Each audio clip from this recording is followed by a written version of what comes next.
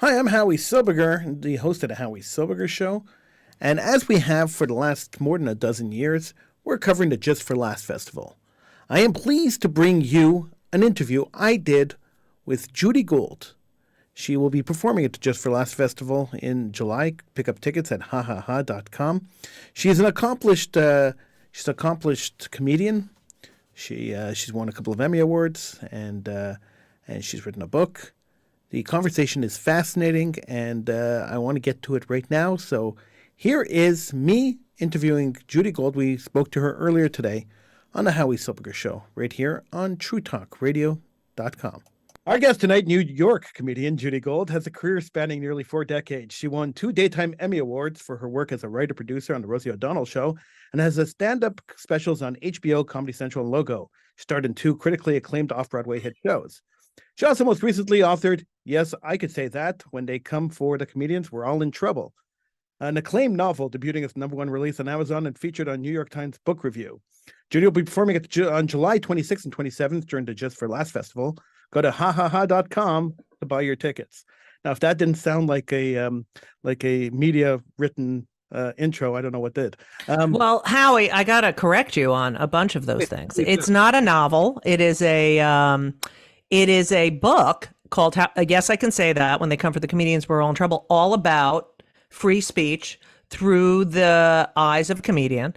And I've had 3 off-Broadway shows. I just finished one based on the book. It was at 59 East 59th Street Theater in New York in March and April. And that's going to be touring, and hopefully we'll be coming to Canada. But it's all about, this situation we have with cancel culture, censorship, and, free speech. Judy, is the situation any different than it was, let's say, 60 years ago when Lenny Bruce was on stage and they were arresting him? Yeah, it's funny because I talk a lot about that. I talk a lot about Lenny and in the book and also in the show.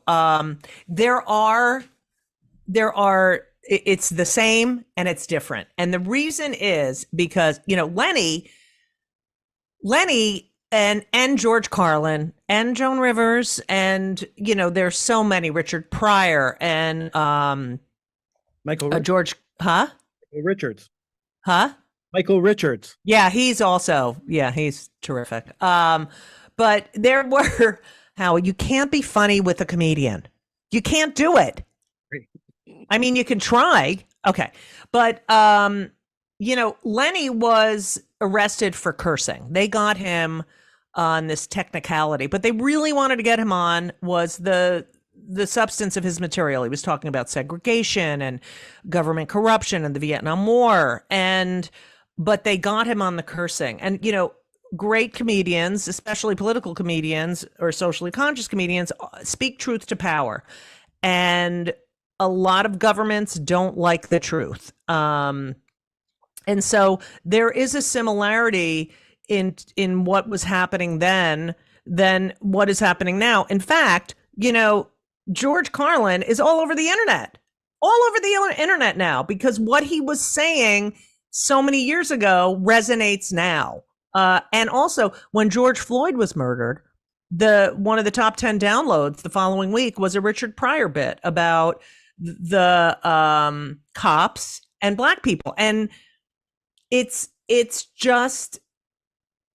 amazing because you ask, like, is it the same as Lenny? But, a lot of these comedians like Don Rickles would never make it today. They had these careers and they would never fly today because we have assaults on our free speech coming from the left and the right.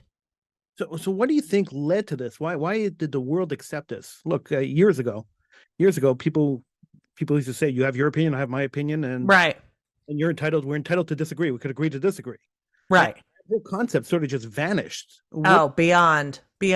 It's so divisive. It's become personal. I don't know if you've heard, we had this president, Trump. I don't know if you heard of him. No? Yeah, I think I remember him. Yeah. Oh, I'm sorry. We had this president who had no sense, like he has no sense of humor. He wanted to get SNL investigated for mocking him. And he couldn't even attend the White House Correspondents' Dinner, which, as I'm sure you all know, for 40 years, the highlight of that dinner has been skewering the sitting American president. You know, speaking against authority is the history of our First Amendment, and especially comedians. And, you know, I know this is, I know you don't want to go here, but in the 30s, you know, I'm a Jew and I have to bring it up. Okay, Howie, I have to bring it up. Okay, but in the 30s, there, you know, it was the comedians who were speaking truth about what was happening in Germany with the Third Reich. They were on stage at these cabarets and they were speaking about what was really, truly going on. And those jokes weakened Nazi propaganda. So in 1934, Hitler passed the Treachery Act, which made telling or listening to an anti-Nazi joke an act of treason, punishable by imprisonment or death. Okay, so that we have a history that dictators know that humor and satire is a very powerful weapon. And as Mark Twain said, under the assault of laughter, nothing can stand. When you're humiliated, there's nothing worse. And so I also think, so I think it you know, dictators hate it because they don't want to be mocked. That disarms them. It makes them human. And I think the left are crybabies and are offended by proxy. And yes, words have changed and there's things you don't joke about because the world has changed or they're not funny anymore. Not even that, you know, you can joke about anything as long as the joke is great. But yeah, things have changed. But, you know, people are offended by proxy now. And it's like, oh my God, no. Look, we just finished a case here. Mike Ward, the host of the Nasty Show. Mm-hmm. Decade he was fighting. He went all the way up to the Supreme Court of Canada because he insulted a singer who was young at the time. He insulted the singer, and the singer hurt his feelings and sued him, and he lost in a whole lot of court cases until they got to the Supreme Court, and the Supreme Court exonerated him. It derailed his career. It derailed him mentally. It's just of course, it's crazy. And he said it was a joke. It's a joke, Howie. That is 100%. It's a joke, you know. And you talk about the rhetoric of politicians whose words incite violence, put people in danger, kill people, and yet a comedian tells a joke that you don't like, and their life should end, their career should end. No, that's not the way.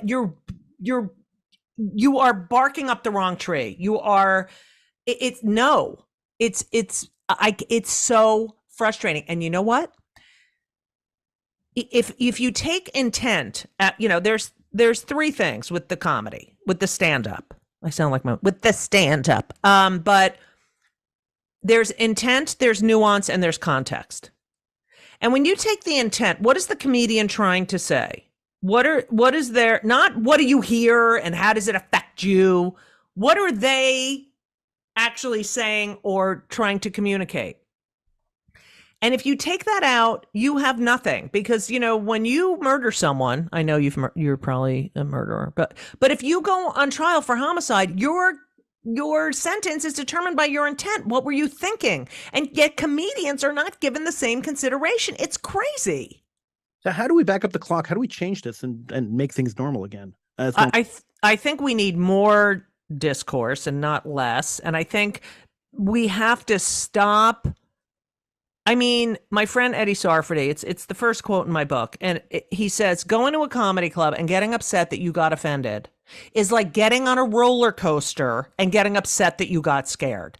Getting scared is the primary reason you get on a roller coaster. If you think, you know, you're going to go to a comedy club and someone we talk about subversive topics, but it's not about you. People have to stop making things about themselves. Social media is a big culprit where every moron's opinion is equally valid. And then you get, you know, tons of people to back you up who were not even there, or just taking your word for it. It's mob mentality. It's crazy. And I think, we have to fight against it and keep doing what we're doing. But I think people are really scared, and especially him, because it derailed his career, and it's really not good for your mental health. When your intent is to just make an audience laugh. Or express opinion. Right. Exactly. I do a fairly political show, and I get hundreds of emails after my shows, people screaming at me, "We're coming for you, we're coming for your kids." I mean, like, what? Yeah, I get that too. What's wrong with you? What's wrong with people? Right. Why are you not allowed to have an opinion? That's because they now have a soapbox, Howie. They have, they didn't have it before. It'd be like, go in the basement and go do what you do down there. But now they go in the basement, and they get on social media or the internet or some website, whatever, and they have hundreds and thousands of people who agree with them and empower them. Judy, tell me about the shows at Just for Laughs. Well, this was a really funny interview, so I guess people are going to be dying to come. No, I'm so excited. I'm on so many shows. I'm doing 2 solo shows. I'm doing the culture show. I'm doing the gay shows. I'm doing everything because, Howie, I'm a practicing Jew who happens to be a lesbian. And so I fit into a lot of categories. And I'm a woman, still, even though I'm 60. But, yeah. That doesn't change your womanhood. Well, You never know. You'll see. Oh, sorry. I understand. You can buy tickets to Judy's show on hahaha.com. I love the name of that website, hahaha.com. I know. When I saw that, and all the emails that come from them, it's like, Just for Laughs at ha ha ha, and it's like so annoying. hahaha.com. But, you remember it. You do? Yeah. Yeah. Judy, thanks so much for joining me. Appreciate it. Thank you, Howie. That was Judy Gold. She's a comedian. She's performing at the Just for Laughs Festival this year. So make sure you buy your tickets at hahaha.com. All right, I'm Howie Silbiger. This is the Howie Silbiger Show. We will be back again tomorrow right here on the True Talk Radio Network. We will see you then.